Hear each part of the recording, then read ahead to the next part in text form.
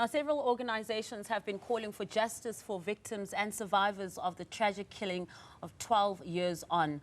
I'm joined now by Thato Masiangoako, a researcher at the Socio-Economic Rights Institute, that is SERI. Thato, thank you so much for joining us this evening.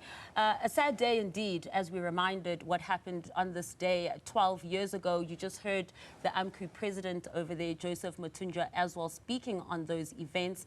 As SERI, you have been doing a lot of work to represent some of these families. Tell us a little bit more about that. Sure. Good evening to you and your viewers. We've represented 36 of the families who lost their loved ones at Marikana. 33 were killed on the 16th of August, and the other 3 were killed on the 13th of August. We've supported them in their demands for accountability for the massacre, as well as in their civil suit against their state for compensatory damages. Let's talk about the compensatory damages as well. It seems that, there's conflicting stories. Some saying, they have been paid out, some haven't. As SERI, you are representing these families. What is the actual case? So the families submitted a single claim in August 2015. And that was a claim that included 5 pleas. One of those was for an apology from the state. Another was for loss of support.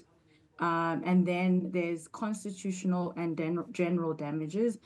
General damages for the emotional shock and psychological damage that was caused by the trauma inflicted by having witnessed the massacre. Or in the immediate aftermath of the massacre. And then the constitutional damages encompasses emotional suffering and grief, as well as loss of family life, which covers loss of parental care for the children who lost their parents, and then the loss of spousal support for the widows who lost their loved ones at Marikana. And in that bid for the demand of accountability and those 3 things as well, the apology from the state, of course, also the support for the damages done as well psychologically and emotionally, but also financially, where do we stand at this point? So the state to date has settled loss of support claims only. So all of those pleas that I mentioned, they've only settled, but incompletely. They've only settled for loss of support for 34 of the 36 families that we represent. On the 2, one of them, there was an offer, but we could not agree. So that's yet to be finalized. And we've been trying to go back and forth with the state, at least for 2 years, trying to finalize that one. And then regarding the 36th family, which is the Mpumza family, they have received nothing from the state, absolutely nothing. Geez, that must have a devastating effect on that family as well. Kate, to just share with us why they haven't received anything at all. Absolutely. So a little bit about the case of the Mpumza family.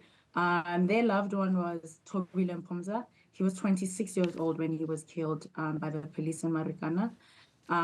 In fact, in his case, the police are seen on video, basically, standing over his body, swearing at him just after they had killed him. But because Thobile Mpumza's parents were late at the time of his death, and he had become the breadwinner in his family, taking care of his siblings and his nieces and nephews, for the state, according to them, he did not have a duty to support his family. So that is, I suppose, a very formalistic and incredibly narrow reading of the law. And it is, of course, very disheartening for a government that understands how many families are structured in this country, particularly for families that have been affected by the mining industry, for example, where migrant labor ruptures the family unit. Most of us are beneficiaries of having been raised and supported by extended family. Yet the state doesn't see that as worth compensating.